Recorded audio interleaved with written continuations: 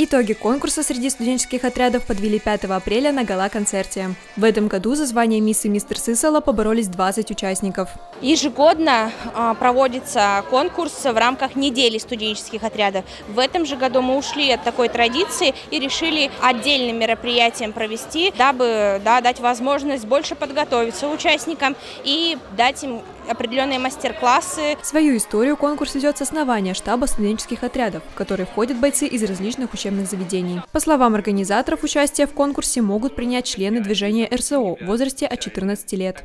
Неважно, кандидат, ты боец или командный состав, ты можешь принять в этом участие, можешь продвинуть какие-то свои новые идеи, новые какие-то таланты, которые будут в дальнейшем реализовываться в нашем штабе. В рамках конкурса участников ждали 3 этапа – интеллектуальный, спортивный и творческий. На первых 2 победителей определили по лучшему результату, показанному в ходе испытаний. Творческие же способности жюри оценило во время гала-концерта. Конечно же, это профессионализм, если его так можно назвать. Это уровень подготовки. Это, наверное, взаимодействие партнеров на сцене. Ну и самый главный критерий – это, наверное, то, отозвались ли действия конкурсантов на сцене в моем сердце. К гала-концерту ребята готовились в течение 2 недель. Создавали видеовизитки и разрабатывали творческие номера. В своих выступлениях бойцы представили песни, танцы и театральные зарисовки.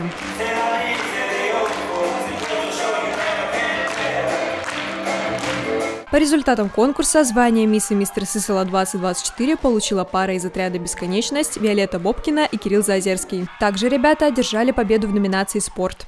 Это просто неожиданно, но и одновременно очень здорово. Это вообще, победа стоила много времени, сил, нервов, но я очень счастлива, что мы победили. Члены отрядов БАЦ, Пазл, Молот и Легенда получили награды в номинациях «Творчество» и «Интеллект». Приз зрительских симпатий достался паре из отряда «Клевер». Екатерина Пиженко, Олег Хохлов, учебное телевидение СГУ.